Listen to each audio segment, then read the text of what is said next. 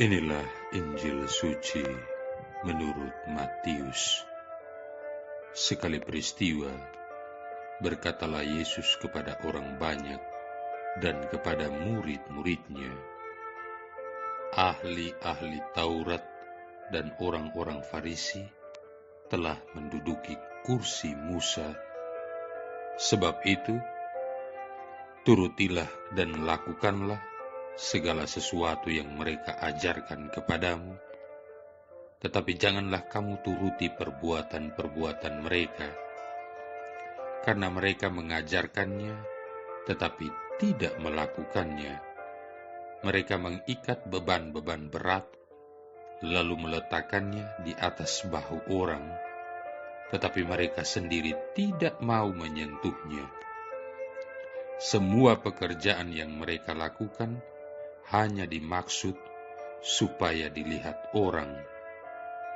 Mereka memakai tali sembayang yang lebar dan jumbai yang panjang.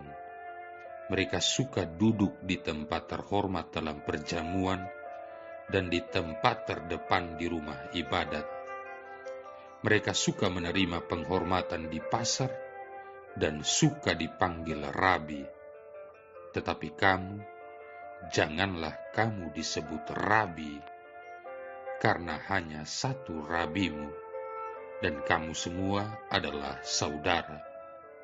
Dan janganlah kamu menyebut siapapun bapa di bumi ini, karena hanya satu Bapamu, yaitu Dia yang di surga. Janganlah pula kamu disebut pemimpin, karena hanya satu pemimpinmu, yaitu Mesias. Barang siapa terbesar di antara kamu, hendaklah ia menjadi pelayanmu. Dan barang siapa meninggikan diri, ia akan direndahkan, dan barang siapa merendahkan diri, ia akan ditinggikan. Demikianlah sabda Tuhan. Saudara-saudari yang terkasih di dalam Kristus, dalam bacaan Injil hari ini, Yesus mengatakan Dia mengetahui bahwa kita membutuhkan seorang guru, namun Ia tidak ingin kita mengambil guru yang salah.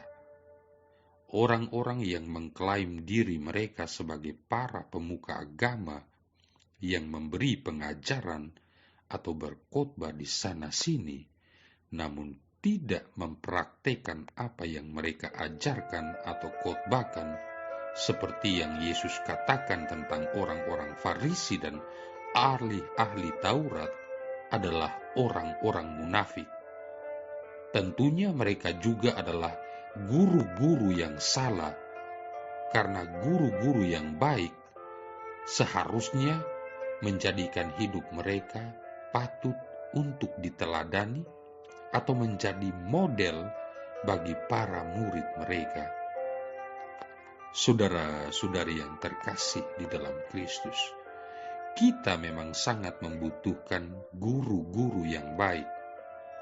Dengan banyaknya masalah yang ada di dunia ini, dan betapa buruknya masalah-masalah itu dengan segala dampaknya yang buruk pula, maka kita sungguh membutuhkan guru-guru yang handal dan baik, yang mampu menunjukkan kepada kita cara untuk memecahkan berbagai masalah yang kita hadapi. Kita harus akui bahwa kita tidak kekurangan orang yang mengklaim diri mereka sebagai guru, apakah namanya motivator ataupun gelar lainnya. Mereka mengklaim diri mereka mampu memberikan solusi-solusi atas berbagai macam masalah yang ada di dalam dunia ini. Ada yang menganjurkan perlunya mengandalkan diri sendiri dalam menghadapi masalah yang dihadapi dengan moto yang sangat-sangat menyesatkan. God only helps those people who help themselves. Ada juga guru-guru yang menekankan pentingnya mengasihi Allah dan sesama, namun mereka menyebarkan kebencian terhadap sesama manusia yang berkeyakinan iman lain. Ada guru-guru yang berbicara lantang tentang keadilan, perdamaian, cinta kasih, keharmonisan dalam kehidupan, dan lain sebagainya, namun tidak kelihatan membela mereka-mereka yang dengan tekun berdemonstrasi damai, menuntut keadilan karena para anggota keluarga mereka dahulu telah mengalami ketidakadilan karena dijual, diculik, dibunuh, dan lain-lain. Banyak sekali contoh yang dapat dipaparkan dalam renungan ini, namun tidak akan cukup waktu yang tersedia. Yang jelas, banyak guru-guru palsu yang berkeliaran di tengah masyarakat kita. Saudara-saudari yang terkasih di dalam Kristus, kenyataan apa yang kita miliki dalam masyarakat kita saat ini? Jawabannya beraneka ragam. Meningkatnya kasus pemerkosaan di mana-mana, bahkan di angkutan umum, dan juga pelecehan seksual terhadap anak-anak di bawah umur. Meningkatnya KDRT, meningkatnya ketergantungan pada narkoba yang tidak hanya melibatkan kalangan menengah ke atas, namun juga kalangan menengah ke bawah yang mempunyai dampak atas meningkatnya kriminalitas. Meningkatnya korupsi di kalangan para elit negara bangsa ini yang mengaku diri mereka agamis, bahkan di tengah mereka yang memimpin partai-partai agama. Apabila kita menonton televisi atau melihat media sosial, tidak ada satu hari pun tanpa kita menyaksikan adegan-adegan kekerasan yang terjadi dalam masyarakat kita. Media sosial, media massa, sengaja atau tak sengaja, telah membuat kita menyerah seakan-akan kejahatan-kejahatan yang terjadi dalam masyarakat adalah hal-hal yang dapat diterima karena memang tidak dapat dihindari dan atau dicegah. Namun kejahatan tetap bercokol di sana. Rasa tidak percaya kepada sesama manusia pun menjadi pudar dan kemudian hilang. Ketergantungan seseorang pada miras dan narkoba adalah upaya untuk melarikan diri dari masalah-masalah yang dihadapinya. Namun akibatnya malah lebih buruk, yaitu berupa rasa tidak aman, rasa takut akan masa depan, dan kehilangan arah kemana orang itu harus pergi atau apa yang harus dilakukannya. Semua ini sebenarnya menyangkut soal dosa-dosa manusia yang tidak cukup dipecahkan lewat pendekatan sosiologis, budaya, politis, dan lain-lain. Saudara-saudari yang terkasih di dalam Kristus, masa Prapaskah ini mengajak kita untuk dengan rahmat Allah lewat karya Roh Kudus-Nya membebaskan diri dari kebingungan, keterpurukan karena terjerat dalam dosa dan cengkraman si jahat dan para pengikutnya dengan melakukan pertobatan semestinya. Oleh karena itu, bukalah diri kita masing-masing bagi karya Roh Kudus.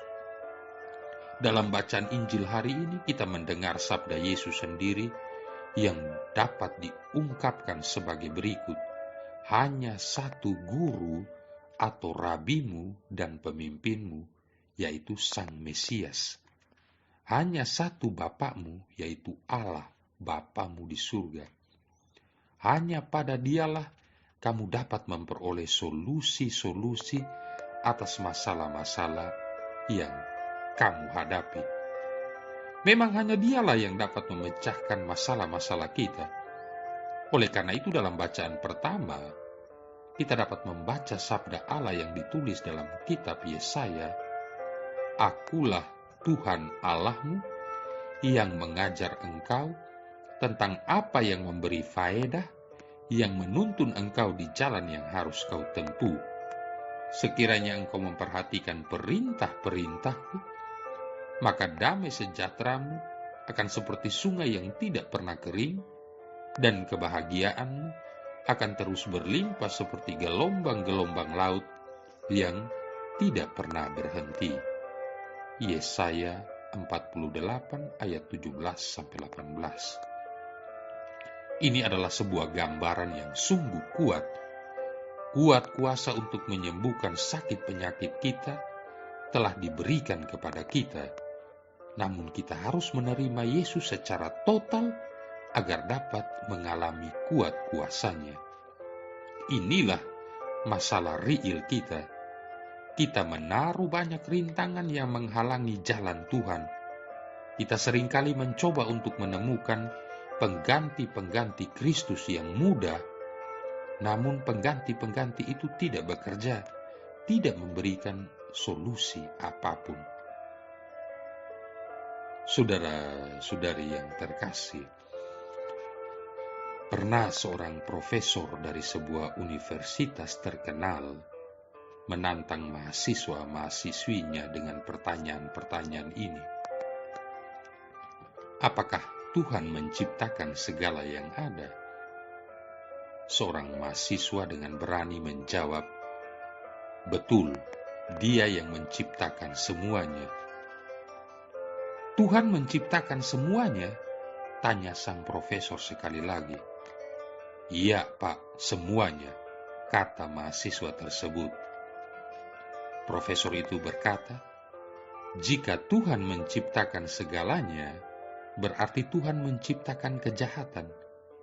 Karena kejahatan itu ada, dan menurut prinsip kita bahwa pekerjaan kita menjelaskan siapa kita, jadi kita bisa berasumsi bahwa Tuhan itu adalah kejahatan. Mahasiswa itu terdiam dan tidak bisa menjawab hipotesis dari profesor tersebut. Profesor itu terus merasa menang dan menyombongkan diri bahwa sekali lagi dia telah membuktikan kalau agama itu hanyalah sebuah mitos, hanya candu. Namun tiba-tiba mahasiswa yang lain mengangkat tangan dan berkata, Profesor, boleh saya bertanya sesuatu? Tentu saja, jawab si profesor. Mahasiswa itu berdiri dan bertanya, Profesor, apakah dingin itu ada? Pertanyaan macam apa itu? Tentu saja dingin itu ada. Kamu tidak pernah sakit flu? Tanya si profesor diiringi tawa mahasiswa-mahasiswi lainnya. Mahasiswa itu menjawab, kenyataannya, Pak, dingin itu tidak ada. Menurut hukum fisika, yang kita anggap dingin itu adalah ketiadaan panas. Suhu minus 460 Fahrenheit adalah ketiadaan panas sama sekali, dan semua partikel menjadi diam dan tidak bisa bereaksi pada suhu tersebut. Kita menciptakan kata dingin untuk mendeskripsikan ketiadaan panas. Mahasiswa itu melanjutkan, Profesor, apakah gelap itu ada? Profesor itu menjawab, tentu saja itu ada. Mahasiswa itu berkata lagi, sekali lagi Anda salah, Pak. Gelap itu juga tidak ada. Gelap adalah keadaan di mana tidak ada cahaya. Cahaya bisa kita pelajari, namun gelap tidak. Kita bisa menggunakan prisma Newton untuk memecahkan cahaya menjadi beberapa warna dan mempelajari berbagai panjang gelombang setiap warna. Tapi Anda tidak pernah bisa mengukur gelap. Seberapa gelap suatu ruangan diukur dengan berapa intensitas cahaya di ruangan tersebut. Kata gelap dipakai manusia untuk mendeskripsikan ketiadaan cahaya. Akhirnya mahasiswa itu bertanya, Profesor, apakah kejahatan itu ada? Dengan bimbang, profesor itu menjawab, tentu saja. Seperti yang telah kukatakan sebelumnya, kita melihat setiap hari di koran dan televisi. banyak perkara kriminal dan kekerasan di antara manusia. Perkara-perkara tersebut adalah manifestasi dari kejahatan. Terhadap pernyataan ini mahasiswa itu menjawab, "Sekali lagi Anda salah, Pak. Kejahatan itu tidak ada. Kejahatan adalah ketiadaan Tuhan. Seperti dingin atau gelap, kejahatan adalah kata yang dipakai manusia untuk mendeskripsikan ketiadaan Tuhan. Tuhan tidak menciptakan kejahatan. Kejahatan adalah hasil dari tidak adanya kasih Tuhan di hati manusia. Seperti dingin yang timbul dari ketiadaan panas dan gelap yang timbul dari ketiadaan cahaya." Profesor itu terdiam dan tidak bisa berkata apa-apa. Nama mahasiswa itu adalah Albert Einstein. Marilah berdoa. Allah Bapa Maha Mulia, kami mohon lindungilah gereja-Mu senantiasa. Tanpa Engkau, segala usaha manusia akan gagal. Luputkanlah kami dari segala yang jahat, dan bantulah kami mencapai kebahagiaan abadi. Demi Yesus Kristus Putra-Mu Tuhan dan Pengantara kami, yang bersama dengan Dikau dan Roh Kudus hidup dan berkuasa, satu Allah sepanjang segala masa. Tuhan memberkati kita sekalian, Bapa, Putra, dan Roh Kudus.